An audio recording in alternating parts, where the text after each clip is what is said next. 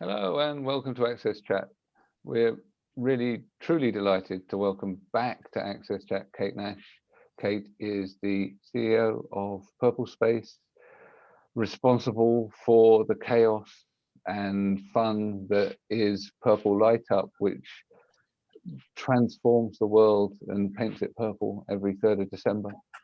PurpleSpace is all about Kate's word, networkology. So I managed not to trip over it. So great to have you back with us, Kate. You're always super guest, always super engaged. Delighted to have you. What are you up to? Oh, big question. Well, look, firstly, thank you so much for the re-invitation. I love you guys and the work that you're doing to build new and fresh conversations when it comes to disability and accessibility in many different guises. So a huge pleasure to join you again today. Thank you, thank you. So what am I up to? My goodness, wow. What are we up to? I think more of the same, more of the same. As you say, Neil, Purple Light Up Now is a movement that has captured the hearts and the minds and the imaginations of many different types of individuals from different types of organisations who genuinely now are positioning disability as an economic imperative. You know, of course, it's on the 3rd of December, and which is, you know, United Nations International Day of Persons with Disability. But what we wanted to do is to really focus on celebrating talent and celebrating that economic contribution rather than just position disability as deficit. So that movement has we've lost control completely and beautifully. So the work now is really about how we support businesses to continue to build really well-structured, well-resourced and creative employee resource groups and networks, because they are the vehicles increasingly for delivering activities that support people to bring their authentic self to work, which of course leverages off Purple Light Up. So yeah, we're doing lots. We're doing lots, so we can delve into all of those bits and pieces. But thank you for the invite. Oh, it's a real pleasure to have you with us again. We're always glad to engage in conversation with you. So I think that, you know, we've seen the growth of the movement. You know, Deborah thinks Purple Light Up is every day. Obviously is, and I know she's going to get me back for this. So I'm waiting. Yeah. But yeah, we've seen the growth. You know, we're seeing more and more employee resource groups, employee networks come together, and so, you know, PurpleSpace is, as you've said before, the network of employee networks. So and so that's growing, and it's, I think, you know, it's done really well in the UK. We've seen how good that is. How do you start to replicate that overseas? Yeah, we've already done it now. It's a global movement now. Mm-hmm. So one of the things that we did last year was to partner with different continent partners around the world. So we delivered a 24-hour global gig. Huge amount of work, and it nearly kills us, but in a good way. And so, for example, we started in Australia at Sun Up. And we had a range of interviews and panel discussions, both at chief exec level, as well as senior business leaders at exec sponsor level, as well as ERG leaders, and including a good number of politicians too across the world. So we literally followed and chased the sun across the world. So we were, you know, obviously in Australia, we were in Middle East, we were in India, partnering with Enable India, Cameroon, Disability In over at the States, in Europe, Business Disability Forum held the European leg. So it has gone universal. Yeah. Sure. So I know the event has. What I was thinking more about was the event's one day a year, and it's the sort of marquee event for the networks, etc. But how do we help the networks grow? Yeah. Because I think that's sometimes challenging. So we've within our own organization, we've managed to take networks out of one country and start to grow them in others, but it's more difficult than growing it in country. Yeah. So how do we form these support networks and help that sort of organic growth of people coming together across international boundaries? And you know, is this something that PurpleSpace is involved in? Are you developing a playbook, for example, for how this might work? Yeah, absolutely, Neil. And you're absolutely right. I mean, Purple Light Up is nothing unless there is activity and action that sits behind that.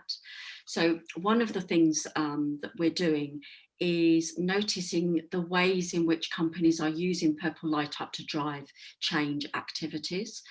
So one of the things we've noticed, our members have been sharing with us that typically now, as a company gets involved in PurpleSpace and gets involved in Purple Light Up, they often do a number of things. One is that they will do a deep dive on their policies and their practices and their procedures.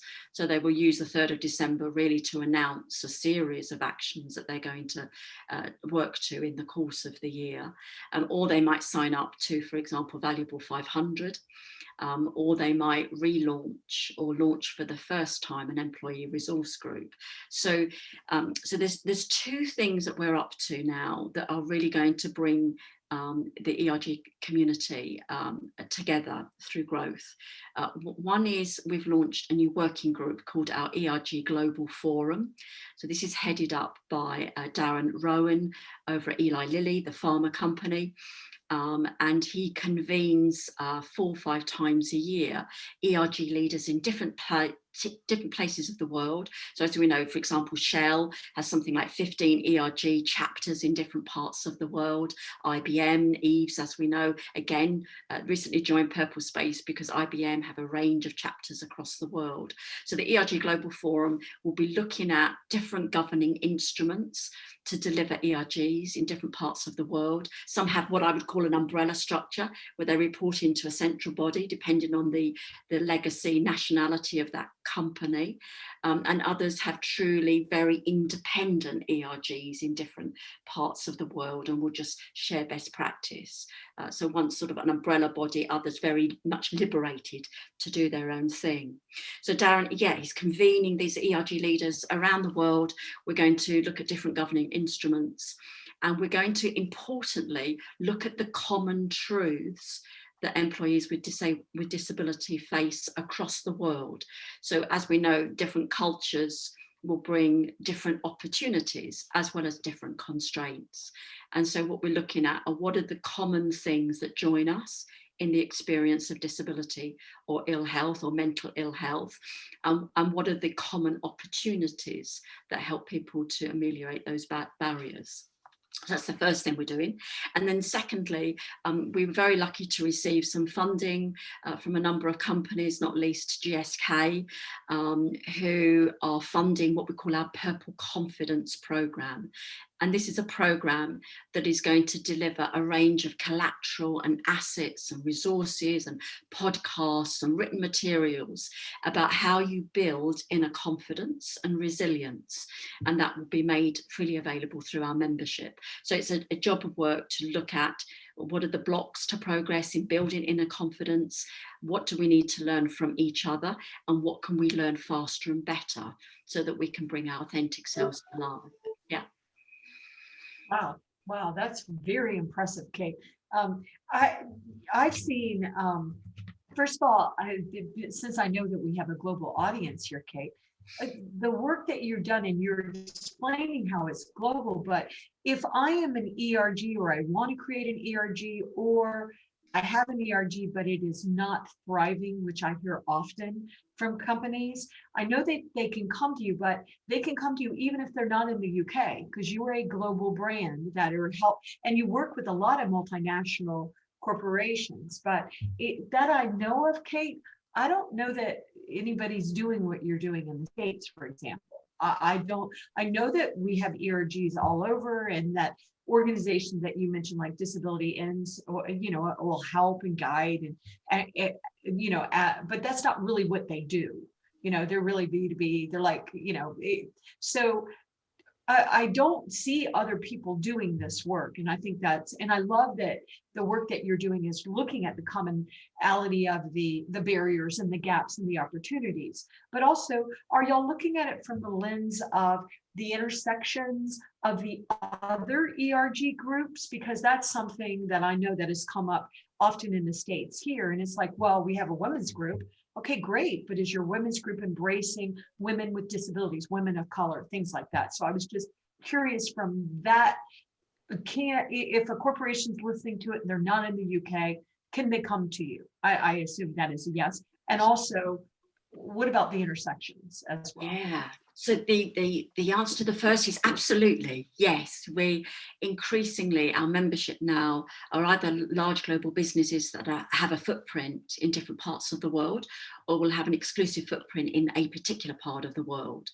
And, while often, we of course do rely on the fact that English is often still used as the business language, but we're doing some work to look at where we can translate and adapt our materials and our know-how so that they are deeply relevant in different parts of the world. So that we're doing that over the next few months. But yes, our know-how, we strongly believe is universal, and that is partly because the human experience of disability, while of course, there's different contexts and different socio and cultural and, religious and political contexts, of course they differ around the world, but, almost universally, it's a human experience that the majority of people, if pushed, would say, even those of us who are highly politicized when it comes to disability, if pushed, the majority of people are likely to say, well, it has brought challenge into their lives. And, if they had the choice, they would not invite this human experience into their lives. And so the common experience is the need to build inner confidence. It's no surprise that our strapline is building inner confidence or disability confidence from the inside out. Because, you've mentioned some of the most brilliant organisations, and we have a great joy in working very closely with nearly all of them. So whether that's Australian Network on Disability or Disability in or Enable India, or Stefan Trummel's remarkable work at GBDN, they do what they do best is improve that policy and procedure at the top of the shop. And what we do is help individual disabled people build that confidence and then improve internal processes by being part of their ERG and their network. So yeah, short answer is yes, wherever an organisation is around the world, we have something on offer to deliver. In terms of the intersectionality piece, again, yeah, we take great store in encouraging disability networks to work very closely with other people networks within businesses, whether that's gender networks, whether that's LGBT plus networks, whether that's cultural networks or legacy networks, whether it's intergenerational and so on and so forth. Because, the reality is, all organisations need to make sure they get bang for buck in terms of investing in their ERGs. And there are some issues and topics that are universal too, like often called disclosure and declaration. So, working very closely with those other people networks is just a really sensible way of getting things done. Yeah.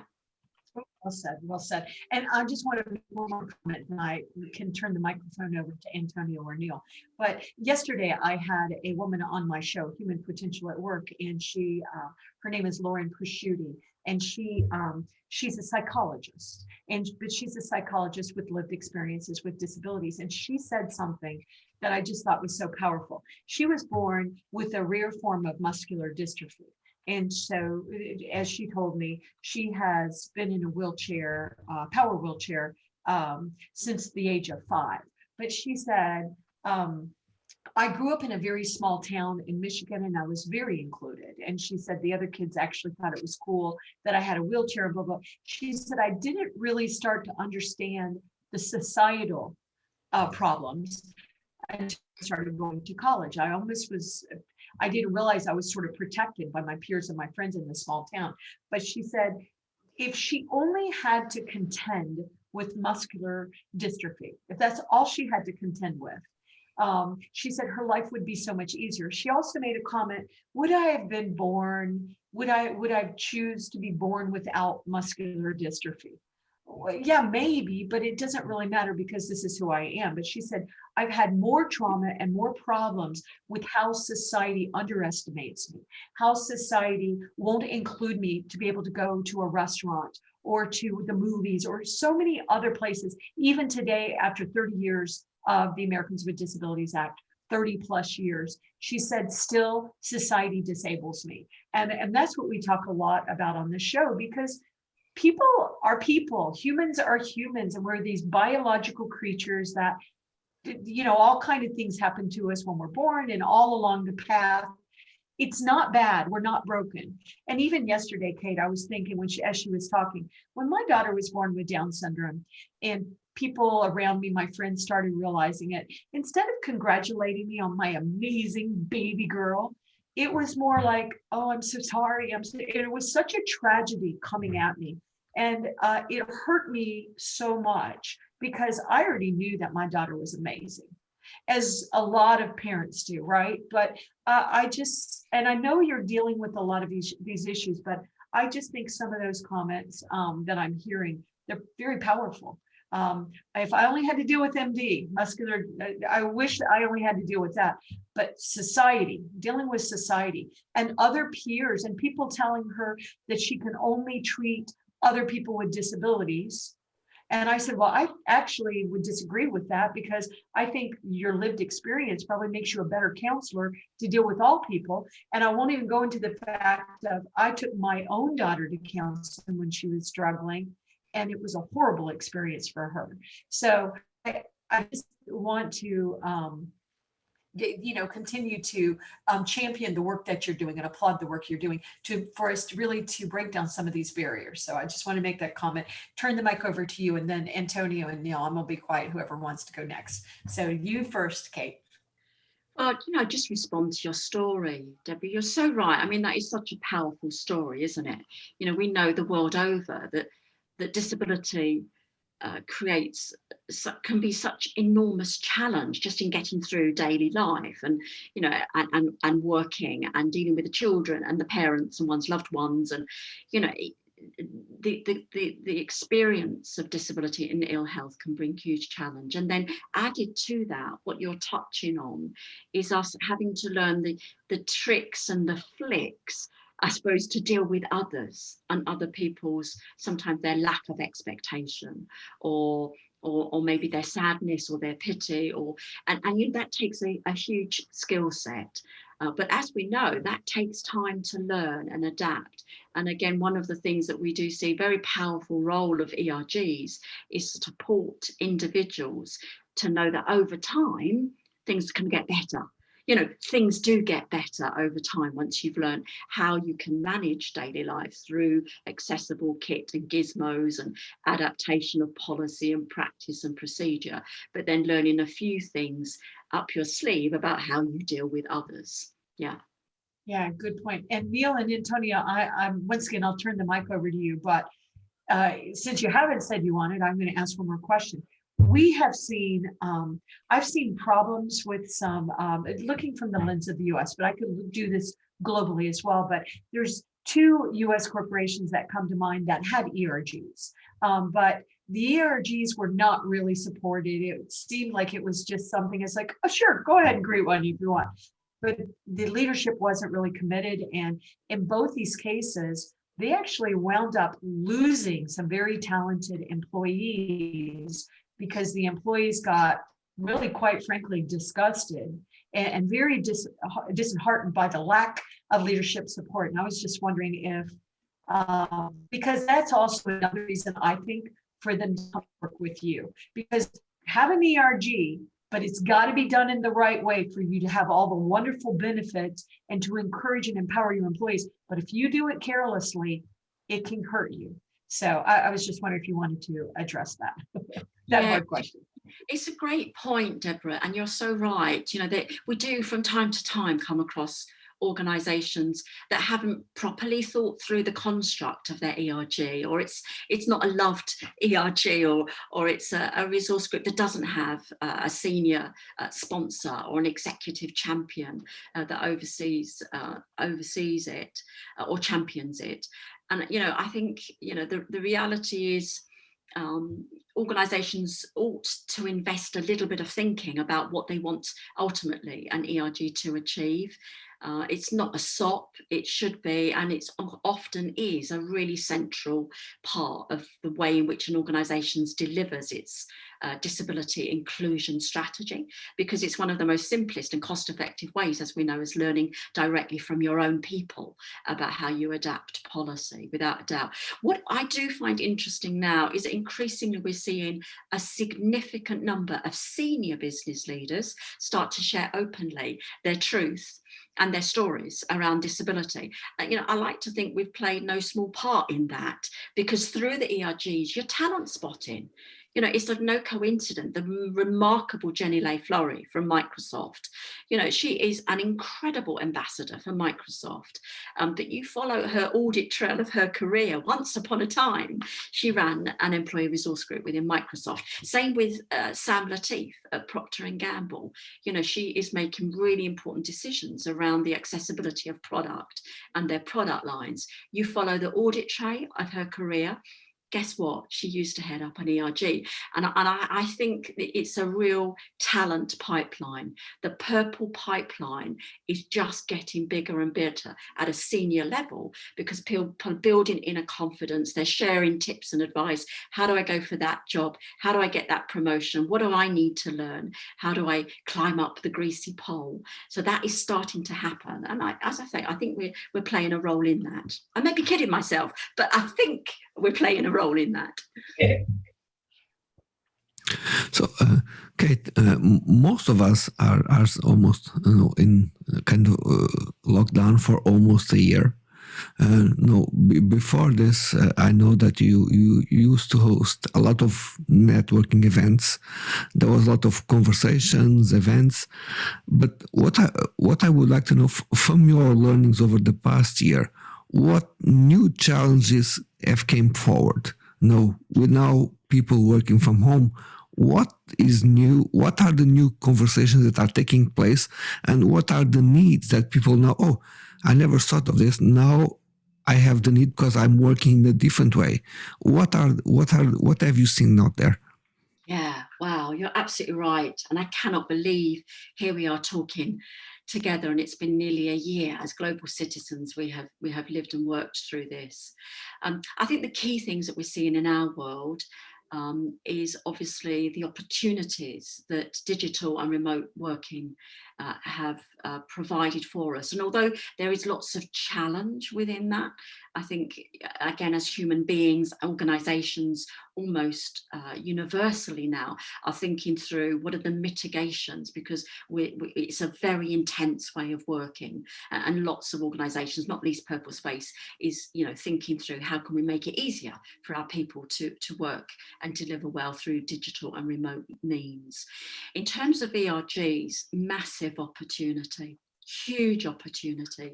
I mean, in terms of PurpleSpace delivery, we do everything online now. You know, we won't be going back. You know, we will not be having face-to-face events, much as I hope one day that we will meet as friends and colleagues, etc. I think, and using the clues, I suppose, of our own membership, it is highly likely that a lot of employers will not be overly encouraging their people to network and go to big events anymore, etc. In terms of the ERGs, Well, as we know, disability can often bring, for example, travel challenges and moving around challenges and transport challenges. So disability ERGs sometimes felt on the back foot because they couldn't move their people around. If you see a gender network, they might have face-to-face meetings 2 or 3 times a year in a particular country and meet in the capital city of whatever country you're talking about. And disability networks always felt on the back foot because there were extra charges and extra inconvenience and extra difficulties in people getting together. Well, that's just gone at a stroke.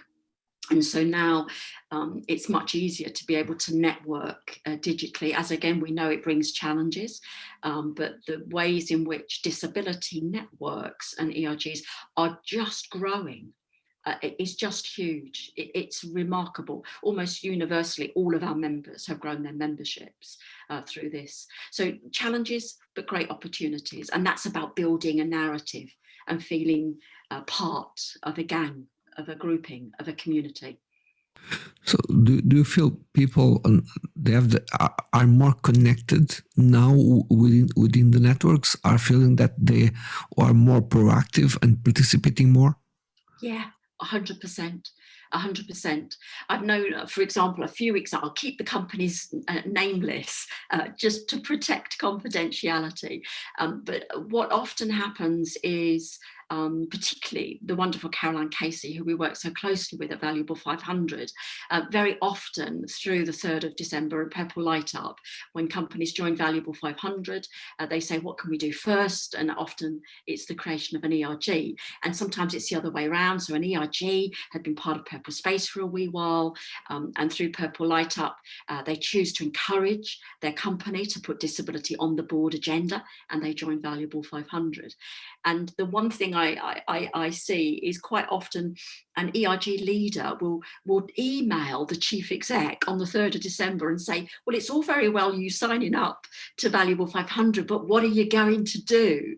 So, never before have individuals stared at their chief exec online and seen his or her living room and the children run past and the messy kitchen and the pot on the back of the kitchen. So yes, it brings challenge, but it also brings cheekiness. It brings courage. And it brings a greater connection because we are staring at each other on a screen.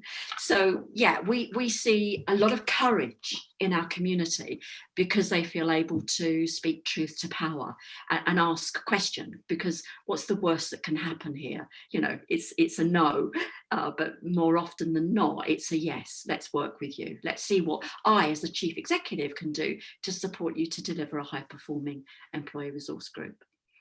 Yeah, and lots of I think people have been engaged in employee resource groups.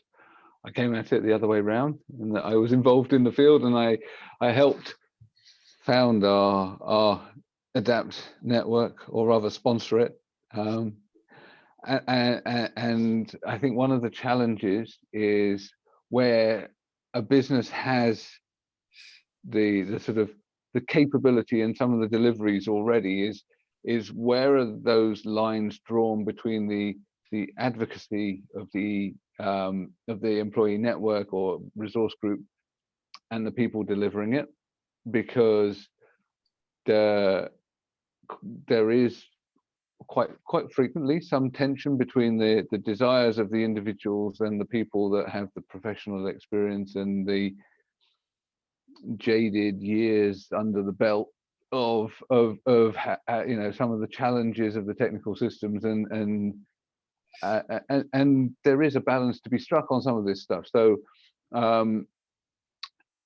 how do you deal with that tension? Obviously I know how we've dealt with it within our own organization. It's not tense, by the way. I've been on a call with my my pals at Atos Adapt today, because I'm still the sponsor, but at the same time it's we have to sort of define rules of engagement and ways of working and own who owns what in terms of stuff.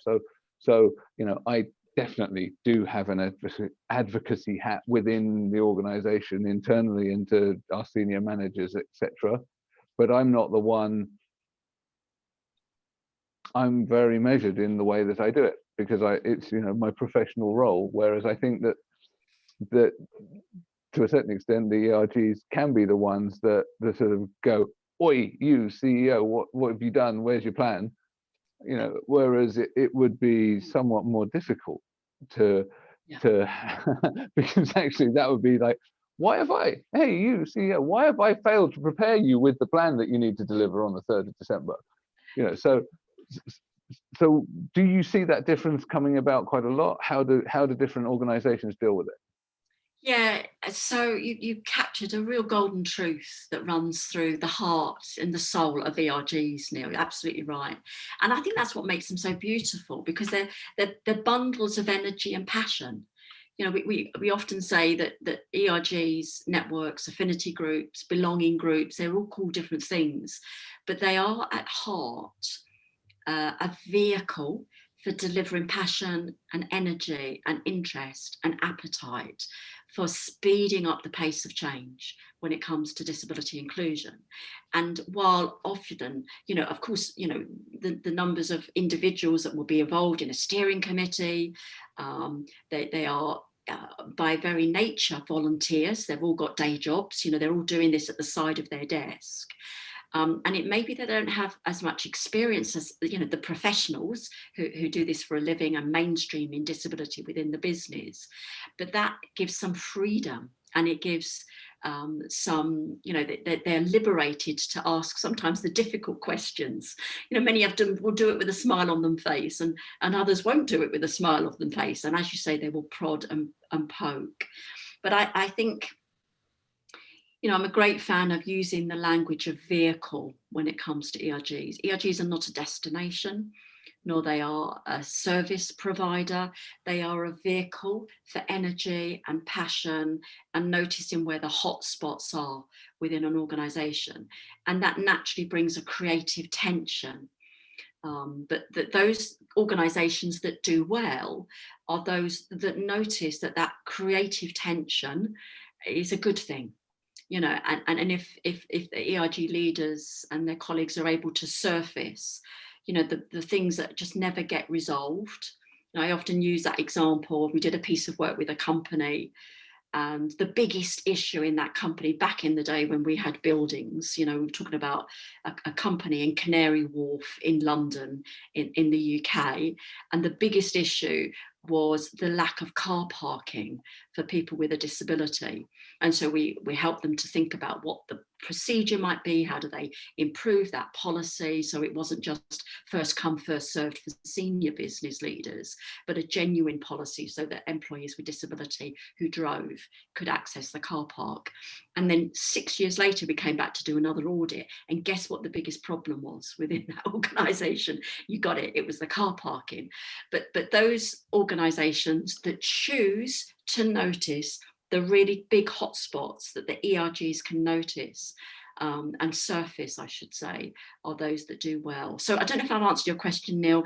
The professionals like your good selves are necessarily working with pace because of your own passion and your energy, but through a series and a sequence within a plan that fits the business's disability strategy. And the ERGs are able to throw up where the new, where's the missile that's 6 inches below the waterline, etc. But yeah, the passion and the energy providers is what I would say.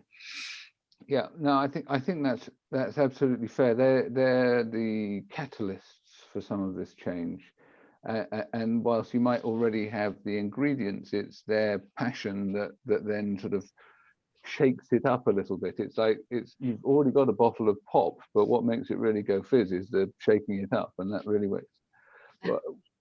What makes it fizz, and really you get this spectacular change. Yeah, Deborah, you've got a Yeah, question, I think. and I know we're running out of time, but I was curious about this, so I thought maybe other people would be curious about it. But when you talk about the network, I get so excited about just thinking about the amazing comments and conversations and support everybody's given to each other. But Kate, how big is this network? When I don't even know how you will answer that. I mean, do you have multinational corporations from all over the world involved in this network? But is there any way that you can, wrap your hands around it for the audience? Yeah, it's interesting, Deb. We're just doing a piece of work to take a fresh look at the number of employees with disabilities that we think we reach through the ERG leaders. And this will be a very, very, very, very, very conservative estimate, simply because, as we know, the experience of disability often means that people choose not to share that information. As you know, PurpleSpace came from the book that I wrote, Secrets and Big News, many years ago. And the one thing that came through from that book is how hard it is for people to own and identify as being a disabled person, and how that has a direct correlation with the number of employees that businesses feel that they have within that business.